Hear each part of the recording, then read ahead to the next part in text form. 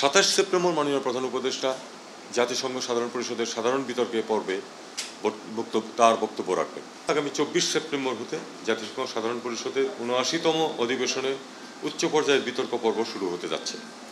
এই অধিবেশনে যোগদানের জন্য মাননীয় প্রধান উপদেষ্টা আগামী 23 সেপ্টেম্বর একটি বাণিজ্যিক ফ্লাইটে নিউ ইয়র্ক পৌঁছবেন।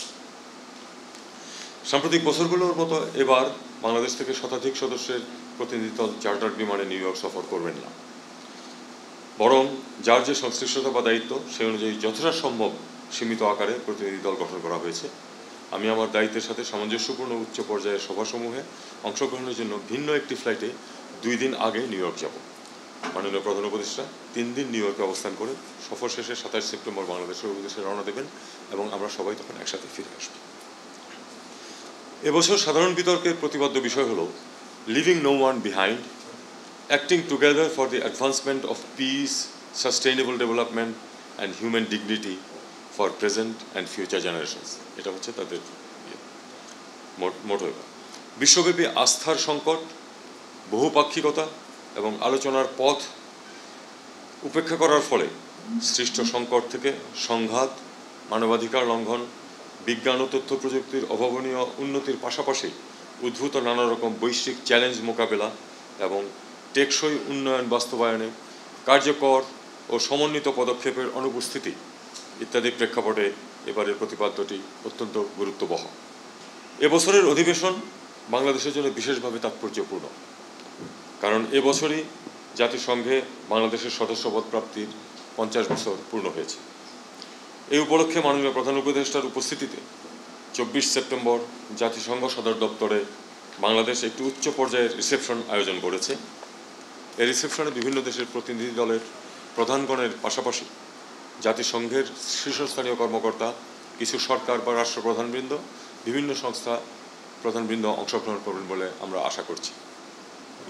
একথা বলার অবকাশ রাখে না যে মাননীয় প্রধান উপদেষ্টার পরিচিতি এবং সুনাম বিশ্বব্যাপী। এ কারণে অনেকগুলো বিশ্বখ্যাত সংবাদ সংস্থা তার সাক্ষাৎকার গ্রহণের জন্য অনুরোধ জানিয়েছে। এছাড়া বিভিন্ন পর্যায়ে দ্বিপাক্ষিক বৈঠক ও সভায় অংশগ্রহণ করার জন্য অনুরোধ এসেছে। যেহেতু তিনি মাত্র 3 দিন নিউ ইয়র্কে অবস্থান করবেন, সেহেতু পররাষ্ট্র মন্ত্রণালয়ের পক্ষ থেকে এই স্বল্প সময়ের মধ্যে সকলের অনুরোধ রক্ষা করা বেশ কঠিন হয়ে পড়েছে। 27 সেপ্টেম্বর মাননীয় প্রধান উপদেষ্টা জাতিসংঘ সাধারণ পরিষদের সাধারণ বিতর্কে পর্বে তার বক্তব্য রাখবেন।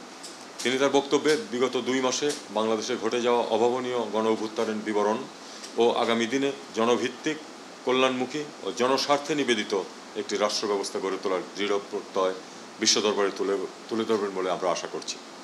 পাশাপাশি আন্তর্জাতিক শান্তি ও নিরাপত্তা নিশ্চিতের ক্ষেত্রে শান্তিরক্ষা কার্যক্রমে বাংলাদেশের বলিষ্ঠ অবস্থান, জলবায়ু পরিবর্তন ও এর প্রভাব, জলবায়ু ন্যায় বিচার প্রতিষ্ঠা, বিশ্বব্যাপী সংঘাত, রোহিঙ্গা সংকট, টেকসই উন্নয়ন লক্ষ্যমাত্রা এসডিজি অর্জনের ক্ষেত্রে উন্নয়নশীল দেশগুলোর প্রতিকূলতা, উন্নয়নশীল দেশসমূহ হতে সম্পদ পাচার প্রতিরোধ, নিরাপদ অভিবাসন, অভিবাসীদের মৌলিক পরিষেবা প্রাপ্তি নিশ্চয়তা, জেনারেটিভ কৃত্রিম বুদ্ধিমত্তার পরিপ্রেক্ষিতে প্রযুক্তির টেকসই স্থানান্তর এবং ফিলিস্তিন সম্পর্কিত বিষয়সমূহ তার বক্তব্যে উঠে আসতে পারে।